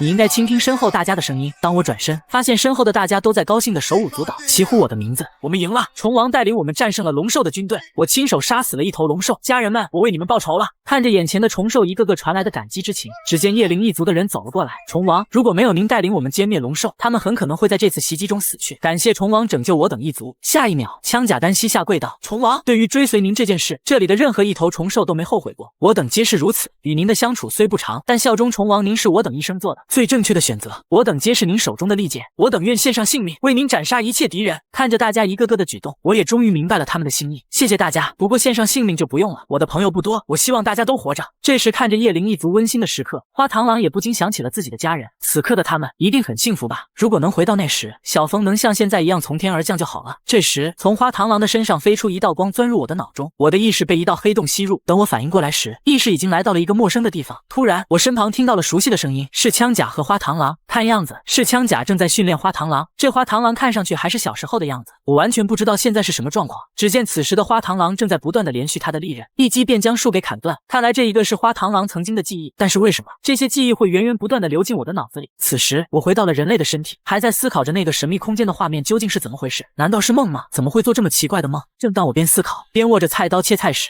没想到轻轻一击直接将桌子一分为二。而在另一个房间里，微微正在悠闲的泡澡，等她泡完刚起身离开，身后的浴缸顿时就被劈碎。还在状况外的微微立马用浴巾裹住身子。这时的我还没意识到闯了大祸，直到眼前的烟雾散去，刚洗完澡的微微全身赤裸的出现在我面前，我瞬间被这一幕惊呆了，鼻血自动的就流了出来。此时微微转身看见我后，立刻就惊呼了出来，吓得我疯狂道歉，立马离开。等微微穿好衣服后，她哭泣的走了出来，你竟敢偷看本公主洗澡，还说是菜刀砍断钢板，这种谎话真是流氓。对不起，我说的都是真的，我真不是故意的，我不管，赔钱，给10万我就原谅你。可我现在哪有钱啊？眼看着他在我面前呢，我也只好答应他，接着便写了一张欠条给他。我现在没那么多，只能先欠着，你可不能耍赖，你要是不还，等回到了银河，本公主有的是办法治你的罪。知道了，公主殿下，都不知道能不能回去，要钱还有啥用？在与龙兽大战后，我们又在手工龙兽的带领下，不断的阻击歼灭了不少龙兽。这时手工龙却累得走不动了，快起来，还没到休息的时候，还想不想活命了？真的没力气了，打死我也没用。看他确实走不动了，我便让风丽姐他们在此扎营休息一天也好。附近流窜的龙兽差不多清理光了，再往前就接近核心战场，就在这里扎营吧。紧接着便让枪甲等人在此休整。不过听风丽姐说，不远处就是核心战场了，我有点担心蜂王妈妈会不会有事。不必担心，听说这次2位蜂王会同时上阵，不会有事。这时我想，要不然到前线去看看蜂王妈妈他们。可还没等我说出口，就被风丽果断拒绝了。我知道你在打什么主意，但这不是我们能参与接触的战斗，这不是有风丽姐在吗？有风丽姐在身边，能有什么危险？风丽姐，咱们就远远的躲着看看，保证不靠近，求你了！我就想学习别的军队作战经验。在我的软磨硬泡下，风丽姐终究还是心软了。那好吧，只能远远的看看。看来风丽姐吃软不吃硬啊！记住，不能离开我视线，知道吗？在数十公里外，龙兽大军正在逼近，半空中，蜂军早已摆好阵列迎接龙兽大军，2大蜂王也在前线指挥作战，分别是蜂王妈妈带领的12000位黄蜂战士和熊蜂王带领的13000位熊蜂战士。只见龙兽大军气势汹汹的迎面而来，蜂王妈妈见状，立刻发动技能母仪天下，全体战士立刻就受到了蜂王妈妈技能的庇护。这时龙兽大军汇聚能量，朝着前线的风族大军一举而来，但都被风族战士抵挡了下来。紧接着，空中的龙兽大军朝着风族袭来，蜂王妈妈立刻指挥战士摆出射击阵型，阻断了龙兽大军的进攻。之后又派出战士迎击，没反应过来的龙兽大军顿时有点应接不暇。随后熊蜂王也发动了他的能力，帝王亲兵。只见战场上被龙兽袭击受伤的士兵，伤势立马就恢复了过来，顿时将龙兽打得溃不成军，无法再前进半步。这时，蜂王妈妈好像感应到了我的存在，朝着我所在的方向看来。我此时正在数十里外的山上观看着这场战争，看到这一幕的我不禁感叹，真是太厉害了！龙兽的军队完全被正面压制，那当然，这可是风族最精锐的部队，常年驻守在边境与龙兽们作战。风族间血脉结合已经历经数十代，军队能共享到双方女王的王绩，带来同时增益。不过2位蜂王都有繁育任务，通常都是轮流驻守，同时出现我也是第一次见。虽然我们蜂王自身实力在虫王中不强，但军团作战时可从未输过。听风丽讲完，我更加觉得蜂王妈妈的厉害。这时蜂王妈妈仿佛听到了我的夸奖，不禁笑了出来。蜂皇怎么了？小风他就在附近，而且一段时间不见，他倒是成长了许多。原本优势的战局却被一只龙兽逆转，一群废物竟被虫兽压制，都滚开，我来！当他出场时，所有的龙兽都吓得纷纷避让。我刚才是不是听错了？龙将打算亲自出手。此刻听到龙将要出手的龙兽们，脑中只有一个字：逃！就在这时，一道巨大的黑影朝他们缓缓逼近。等他们感到自己被黑影笼罩时，顿感不妙。只见龙将此时已经来到他们头顶，巨型的身体如流星般砸向地面。虽然身形巨大，但行动却十分灵活，可丝毫不顾底下的同伴，每次落地都留下一道巨坑。这要是挨上一下，铁定没命。我看到这一幕也是不可置信，没想到这么大的体型也能这么灵活。前线的黄蜂战士见状纷纷后撤。这时，蜂王妈妈已经指挥后排的黄蜂摆好阵型。只见那只龙将泰山压顶般的朝着蜂群落下，但摆好阵型的蜂王妈妈丝毫不惧，立刻下令集火龙将。此时已经在半空中的龙将根本无法躲闪，直接结结实实的吃了一招，瞬间就被击退出去。可龙将吃满了这招的威力，却并没能将他重伤。只见龙将重整旗鼓，再次朝着蜂群而去。这次他十分聪明的利用自己灵活的身形躲避攻击，紧接着在口中吸气聚集能量，一招龙息炮，顿时就将黄蜂战士的防御击溃。这时黄蜂战士手中的武器突然凌空而起，只见雄蜂族蜂王将武器召唤至身旁，四周布满了武器，接着一声令下，武器尽数飞出，全部朝着龙将袭去。此时在一旁关注的锋利感觉到了不对劲，龙兽局势如此不利，为什么这龙将一点退走的意思都没有？锋利刚说完，雄蜂王就出现了状况，原本的旧伤因为太过劳累复发了。蜂王妈妈见状，想让雄蜂王先下去休息，可雄蜂王担心这附近的村民势必要将龙兽击退，但这一切都在龙将的计划之内。我今日来可不是为了挨打的，就是现在进攻！下一秒，在龙将的号令下，所有的龙兽飞袭而来。蜂王妈妈顿感不妙，不好，是之前流窜的龙兽。只见从山丛中又飞出一群龙兽，哈哈哈，就是这样，继续给我攻击，总算露出破绽了。紧接着又一招吐息朝着蜂群袭去，再次将蜂群的防御击溃。一时间，蜂族的优势被逆转，龙兽占领上风。这时一直在坚持的雄蜂王已经开始顶不住了，已经可以了，玲玲，你不用勉强。结果下一秒，雄蜂王就晕倒了过去，幸好底下的黄蜂战士将其接住。此刻锋利才意识到，原来龙兽的目的是在雄蜂王。几位虫王中，就雄蜂王最心软，经常透支身体减少蜂群受到的伤害，因此被龙兽利用偷袭受伤，脏器的周围留下大量细小的碎块，一直被办法取出。可因为雄蜂王受伤，只能由蜂皇守在前线，同时两位蜂王停止繁育，在新的蜂王继任前，蜂族将衰弱数十年。如果要是以人类的科技，雄蜂王的伤根本不算什么。就在这时，我的耳边突然听到蜂王妈妈的声音：“小蜂，到妈妈这里来，妈妈带你见见几位叔叔。”紧接着，蜂王妈妈便带我来到一间密室。蜂王妈妈，这里是哪里？这里是妈妈与虫王开会的地方。网网珠能够通过丝线传递远处的声音。下一秒，另外几位虫王的投影出现在眼前。蜂皇结果如何？玲玲呢？她的伤势复发了，需要休养一段时间。这几位虫王我还是第一次见。这时，中间的蝗虫王说道：“龙兽大规模进军，果然不简单。他们早就发现了五等之软肋。”一旁的独角王不耐烦道：“休养又要休养。”另一边的敲刀王说道：“他衰弱的那么厉害，我早说过，他那个状态根本就不该上战场了。”龙兽以全数驱逐出境，成功重伤龙将涛胜，我军几乎未损，这便是玲玲努力参战的成果。而且雄蜂王已经选出继任者，诸位不必担心。就在他们争吵之际，我爬上了另一边座椅，仔细的听他们争吵的内容。就在这时，蝗虫王提议，等新任雄蜂王成长，不如让雄蜂王交出王之力，转让给别的强者更为快捷。但蜂皇极力反对，我等王之力乃各族代代传承之力，也是最契合一族的力量，轻易转嫁他族未必能发挥同等力量。妈妈说的没错，你们的做法分明是趁火打劫。我刚说完，敲刀王好奇的看了过来，谁在说话？我立马招呼摄像头往我这边来。蜂王妈妈这时向他们介绍道，她就是那个自行诞生了王之力。原来传闻是真的。我紧接着举手示意道，我也反对，现在是2对2，小子，这里可不是小屁孩意气用事的地方。小子，去一边玩去，叔叔让虫送你甜树浆喝，少来这套。雄蜂阿姨的伤我能治，这样你们就没有理由再剥夺雄蜂阿姨的王之力了吧？小子，刚才我只当是小孩在耍小性子，在捣乱，莫怪叔叔铁手无情，别叔叔的叫，我跟你不熟。看见这一幕的蜂皇也不禁笑出了声。好了，别吵了，既然如此，那就给小黄蜂1个月时间，如果做不到，到时再剥夺雄蜂王的王之力也不迟。会议结束后，蜂王妈妈告诫道，小蜂你太莽撞了，但我表示我是真的能治好雄蜂阿姨，只不过我没有100%的把握。但蜂王妈妈十分慈祥的说道，尽力就好，没有虫会责怪你的。而此时的另一边，在我离开前往战场第2天，小鹅兄妹俩发现了缸里剩下的龙兽汤。哥，我们要不喝了它，说不定也能成为强大的虫战士。你喝吧，我的身形注定也成不了强大的虫战士。哥哥，身形只是外表，在我眼里哥哥一直都很高大，要是我能变成花姐姐那样帅气就好了。紧接着便一把将小鹅拖走，一人盛了1碗龙兽汤。在2人喝下龙兽汤后，身体上并没有发生什么变化，但月娥觉醒了仿制线技能，小鹅则觉醒了透视眼和拟态技能。虽然不是什么强大的战斗类技能，但听上去也不错。在手工恶龙的带领下，我们击溃了许多龙军。按照风族的规矩，愿意配合的俘虏会截掉1只后再放走，以防他们再次投入战斗。如果都杀掉，以后龙兽就会变得悍不畏死，这也是为了以后对付龙兽更容易。原来这就是战场上的智慧，只不过效率也太低了。这时我想到一个主意，立马阻止了枪甲他们对手工恶龙的行动。锋利姐，枪甲叔能把他交给我处置吗？枪甲和锋利十分疑惑。我解释道，我有更好的办法处理他。既然虫王开口，那就由虫王处置吧。紧接着我便说道，首先现在就放了他吧。手工恶龙听我说这话，一脸的不可置信。这么轻易的就放了自己，应该还有其他抓捕的龙兽吧？把他们也放了吧。听见我说直接把龙兽都放了，枪甲还以为自己听错了，不过因为我是虫王，还是听我的话去将龙兽都放了。这时我对那些释放的龙兽说道：你们听好了，我是这的虫王，多亏了手工恶龙为我们提供情报，现在看在他的功绩，我特别允许你们和他一同离开。听我说完，这些龙兽顿时对手工龙兽一顿唾弃，我们龙兽中竟然出了你这个叛徒，你个走狗！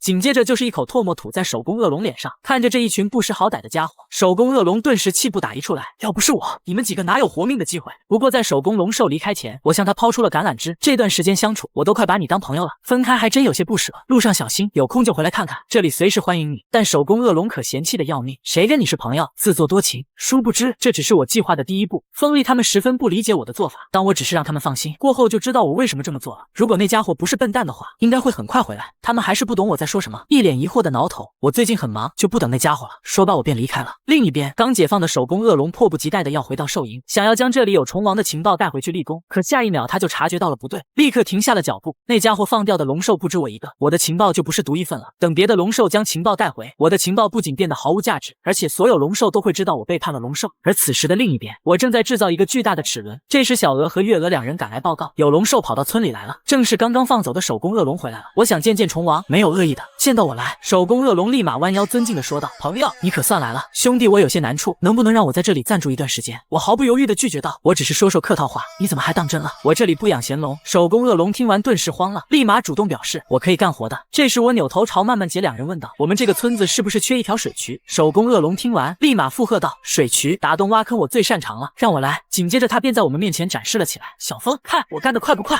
一旁的枪甲不禁疑问道：你是怎么说服他的？我解释道：他的心思我一早就看出来了，无非是等着知情者死尽后好清白，想拿我的情报换军功罢了。所以你放了其他龙兽便是为了绝他的路，好一招妙棋。不过让龙兽待在这里，虫兽们怕是无法安心睡觉了。这时我才意识到，确实是忽略了这个问题。只见其他虫兽都躲在树林里看着手工恶龙，不用怕，那是本王的俘虏，以后有什么脏活累活都让他干。听我说完，小鹅两人立马投来钦佩的目光，好厉害，不愧是虫王，小风你好厉害。我的心里顿时暗爽，没想到他们接受的还挺快的。接下来只要让他住在村外，派几个虫兽轮流盯着，应该不会出什么问题。紧接着我便对小鹅嘱咐道：麻烦你们把大家召集过来，将这件事传达下去。于是在所有的虫兽面前，我将这件事告知他们。龙兽和我们一样都是肉体凡胎，龙兽能抓我们的同族去充作劳役，我们同样也可以，龙兽根本没什么好怕的。做得好，想必今后这座城将不再有畏惧龙兽之虫。此时的我利用人类时的所学，制造出了水车，将河里的水引到了田里。小鹅等人见我又在房子里鼓捣东西，全都好奇的前来查看。这段时间我每天都制作出很多稀奇的东西，令他们震惊不已。突然毛毛震撼的说道：我明白了，一定是我日夜祈祷起了作用，所以宇宙之神显灵，这才将聪明的虫王赐给了我们。而此时的我正在为给熊蜂王的手术做准备，目前已经将手术所需的手术刀都准备完毕。看到小鹅他们都在门口站着看，我就招呼他们进来。他们进来后四处打量，这房子都是用木板拼接的，我第一次见这样的房子，看上去很结实。这时他们发现挂在一旁的机铠，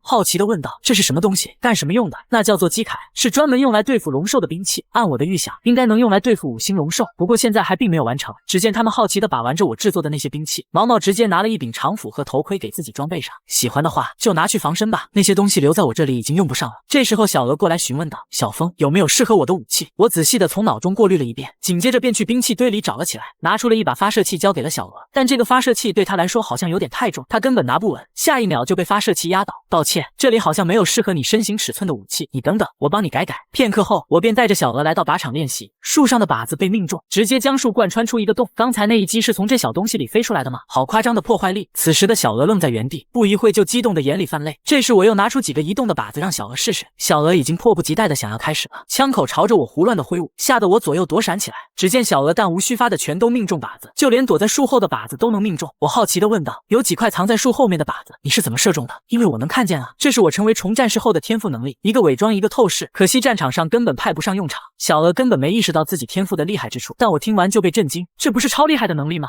小鹅疑惑道：很厉害吗？我给他解释，如果你躲在敌人看不见的远处开一枪，然后再伪装换个地方会怎么样？这时小鹅才意识到，如果这样的话，那敌人就找不到我，我还能不断的偷袭他。忽然，我的意识再次抽离，下一秒，小娥和月娥出现在我眼前。等把你送回家，哥哥立刻去给你找吃的，你躲在家里，哥哥给你带好吃的回来。紧接着，小娥便出去觅食。只见她在采摘蘑菇时，一只龙兽出现在她身后。幸好小娥及时起身，避开了龙兽的偷袭。发现龙兽后，小娥拔腿就跑，偷偷的躲到一旁的树丛中伪装起来。此时的龙兽都走到小娥面前了，也没能发现小娥。接着，小娥便趁机溜走了。看着曾经的小娥为了妹妹四处寻找食物，我才知道，原来小娥这么了不起。在这万里沙漠中，我们穿行千里，来到一处洞穴。那些被虫族流放的居民，为了躲避龙兽，大多都盘踞在这。这里就是有名的混乱之地，弱肉强食就是这里的生存法则。甚至在没有食物时，互相猎食都是经常的事。只见在这里的泥风族十分凄惨地吃着仅有的食物，怎么又吃这像泔水一样的东西？我才不吃这东西！下一秒，他一把将食物丢掉，原本装着食物的碗洒落在天牛虫脚下。天牛虫弯腰将碗捡起，这贫瘠的地方，食物可是很珍贵的。我泥风族长就是饿死，也不会吃这玩意一口。就在这时，我出现在他们面前。许久不见，泥风族长，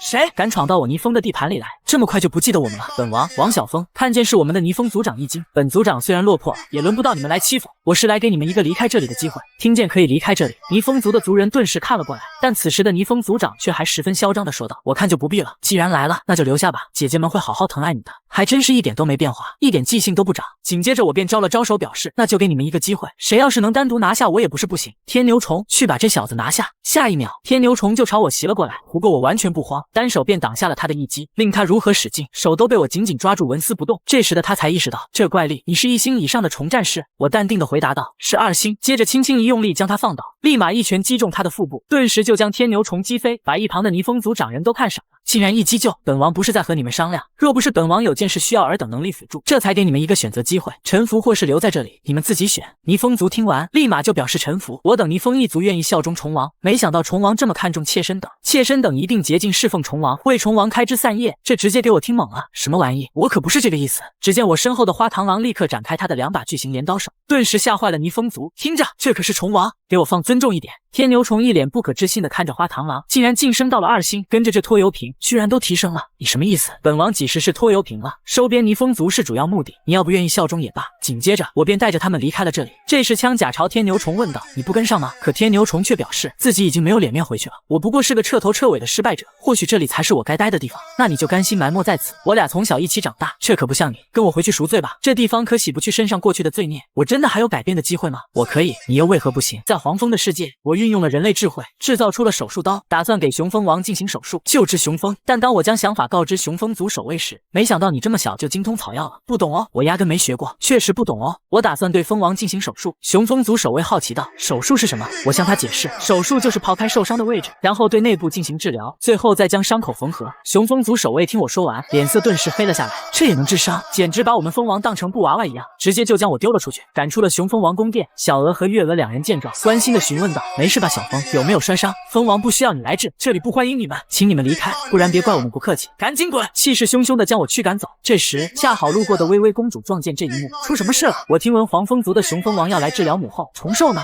这时雄蜂族守卫告状道，被我们赶走了，说什么要刨开蜂王的身子，再用针缝上伤口，这简直是要害死蜂王。微微公主听完他们说的，联想到这不是外科手术吗？就急忙赶来追我们。而此时的我还没意识到他们为什么驱赶我，我叙述的方案明明那么完美，难道是我叙述的不够仔细吗？不，就是因为你说的太详细了，才会被赶出来的。就在这时，微微公主追上了我们。小蜂殿下请留步。小蜂殿下，你说的手术有试验过吗？我只在小动物身上试验过，有80%的几率成功吧。听我说完，微微公主立马就邀请我回去给蜂王进行手术。见微微公主将我们找回，雄蜂族守卫不放心道，微微殿下，你真的打算让这家伙治疗蜂王吗？微微公主也意识到他们都不放心，立马安慰道，诸位姐姐，黄蜂族与我等雄蜂一族是世交，绝不会做出危害蜂王的事。蜂王身体日渐衰落，焦急的心情我与诸位是同样的，但这是目前唯一的方法，还请诸位把路让开。听完微微说的话，雄蜂族在思索片刻后，主动的就让出了一条道。紧接着微微公主就引领我们进入宫殿。此时的雄蜂王像似熟睡一般躺在床上，接下来就拜托你了，小蜂殿下，交给我吧。小娥消毒，月娥准备工具，我们开始吧。紧接着我运用泥蜂的麻痹技能和小娥的透视技能，开启手术模式，对蜂王打入麻痹毒素，就如同打麻药一样，对他进行麻醉。之后开启透视眼，可以一清二楚的看见蜂王内部情况，然后便开始进行开枪了。小娥和月娥两人在一旁辅助，一切都在有条不紊的进行着。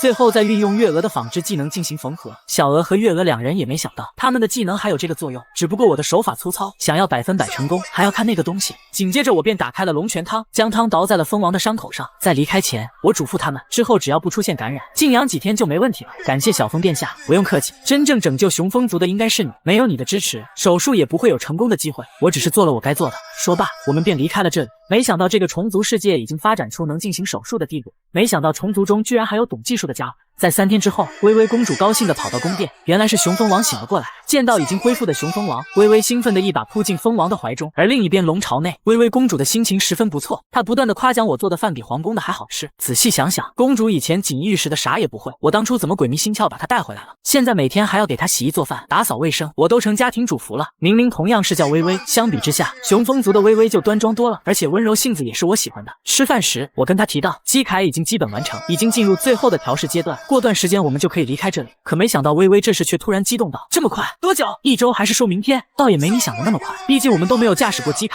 应该要花不少时间训练。”一听这话，微微居然露出了庆幸的表情。在这期间，我不断的用模拟器连续操纵机铠，但进度却差强人意。看见我一直失败，微微却好奇的想要上手试试。我靠近她身边，教她如何操作。这个是操纵杆，是用来控制移动位置的。这时，微微竟然脸红了。不过此时的我却完全没有意识到微微的变化。没想到才第一次上手，微微竟然就成功通关了，激动的手舞足蹈道：“小风，快看，我通关了！这可是很多拥有上级军衔的驾驶员都达不到的分数。难道这家伙是天才？你有这样的实力，根本不用多加训练，我们很快就能离开这里了。练习和实战不一样，我胆子小，等真正驾驶的时候，我肯定不行。”说罢，他便转身离开了。什么情况？当初提出想要离开的是他，现在好不容易能离开了，怎么不高兴的还是他？回到虫族后，蜂王他们又开启了一次会议。玲玲，你能痊愈真是太好了，多谢2位的关心了。切，他们之前可不是这么说话的，他们平日里的德行我清楚得很，怕不是在想剥去我的王之力，好让他们手下亲信取而代之。说完也是让其他几位蜂王很是尴尬。我们当时也是为了整个空虫一脉考虑，希望你能谅解。突然，蝗虫王发话了：“好了，还是聊聊正事吧。如今我等原本的5王皆在，又添了一位新虫王，更有一位龙将重伤。诸位，这是我等100年内最好的一次机会，你莫不是想，